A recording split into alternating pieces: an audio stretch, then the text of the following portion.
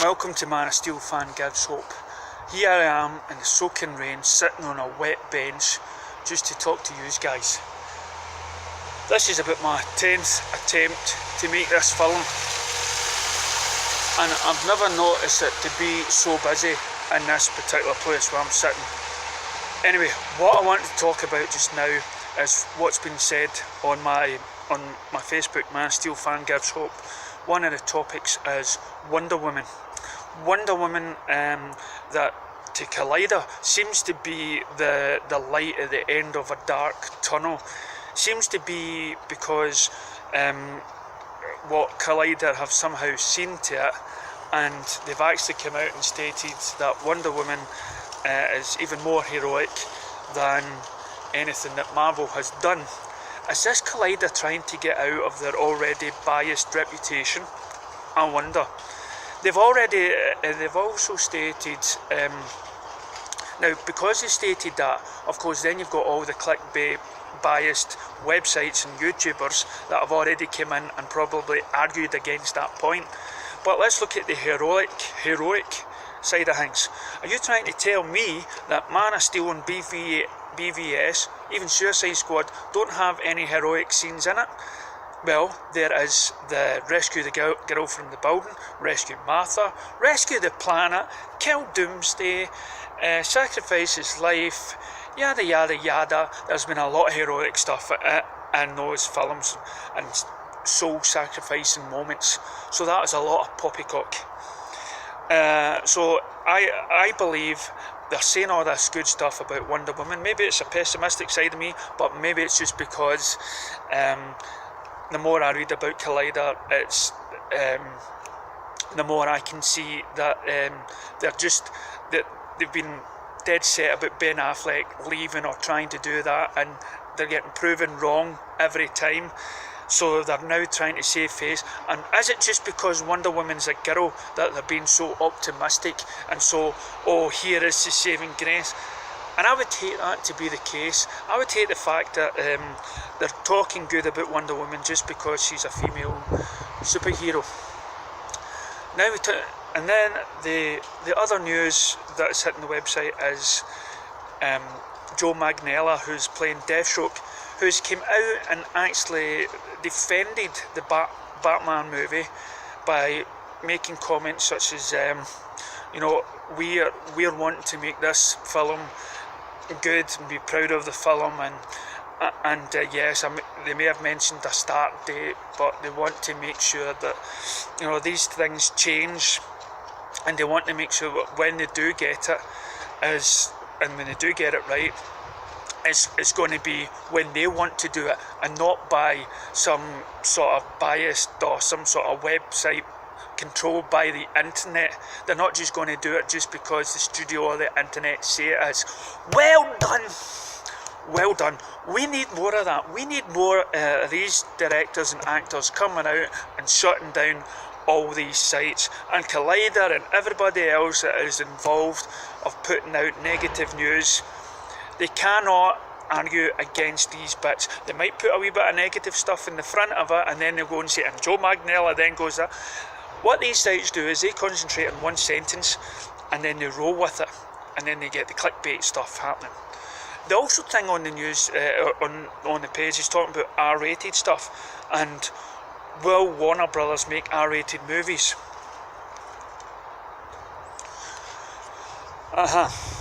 Before BVS got cut by the studios determined to make it a PG-13, it was already coming out as an R-rated, even though most of the scenes in the film didn't really call for an R-rated certificate. We're talking about bottom shots, we're talking about a wee bit of loving and kissing, a wee bit of blood on the wall, nothing much. What Warner Brothers trying to do is make a film that serves the story, not make a film and then cut it to bits and just to trying to make a PG friendly family. And Warner Brothers has learnt that lesson after the great appreciation of the ultimate cut that came out as a 15. So Warner Brothers is learning that. As I say, we cannot determine what film, when a film is getting made, when a film is getting made that it's going to be a PG-13, or is it going to be a U? You know, when Suicide Squad came over here, it was a 15 certificate. You know, it wasn't a PG-13, it was a 15, meaning 15 and only, 15 and over only. So a lot of people would, you know, again, it's censorship. But they're not going. They cannot spend most of the time trying to make a film in a certain way, otherwise it's going to disrupt the story, like they learned in BVS. So no, it's just all that. I don't know. Again, as I say, I've reported that there's a lot of positive feedback on Wonder Woman, and to be honest, I think it is just because she's a girl and that she's the first.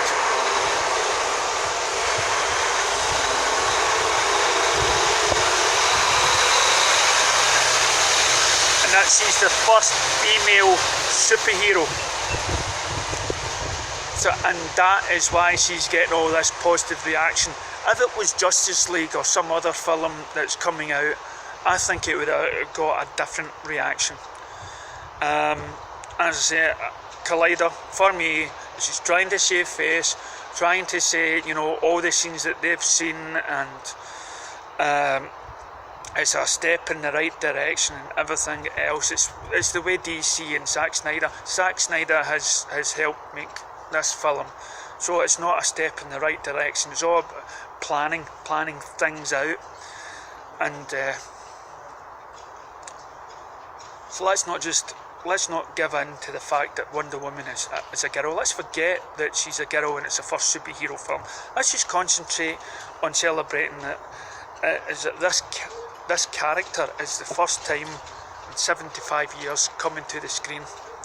Let's celebrate that it's taken Joe Manganiello to come out and quiet down all these biased critical reviews and comments and saying, you do not control us, internet.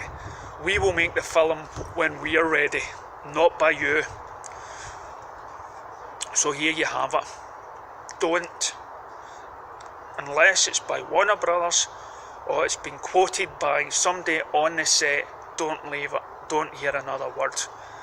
Now, I've made this page in order to comment on what people are sending me messages wise and stuff like that, and I hope that's what I'm doing. I'm basically taking stuff that I'm defending on the page and posting it up here. I'm also trying to make posts where it's just my own personal views about certain DC products and maybe intertwine it with what I do on a daily basis, and I hope that's sort of entertaining for you.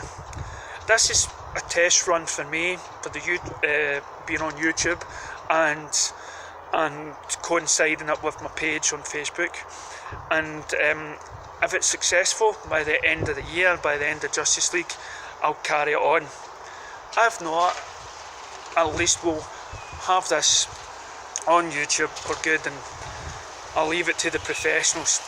And if you're looking for professionals, please look no further than people that are either on this page's like list down below, or J-Roar, or the Film Junkie, that do it in such a professional state that even I watch to get that positive spin. But I like to make these things different.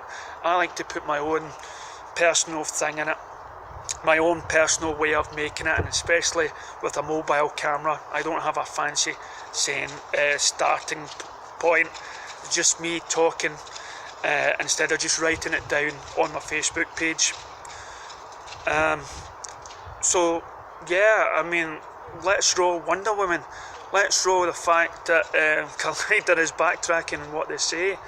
Let's thank Joe Manganiello and Ben Affleck and Zack Snyder that combats these comments by posting all this positive images out to contradict all these so-called clickbait people that are out there.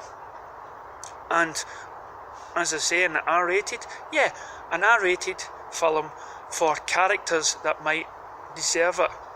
Not like Flash, who is kind of comical, not like Shazam, young boy into an adult's body. But yeah, Batman or Justice League Dark, these films may call for a 15 certificate. So it's not actually big news that Warner Brothers may go down the R-rated because of Logan or because of the Deadpool. Warner Brothers has always had this in mind. Or Zack Snyder has always had this in mind. And Zack Snyder has always made films his way. Okay, so thanks for watching. I'm going to get out of the rain now. And I'll talk to you soon. And stay positive out there.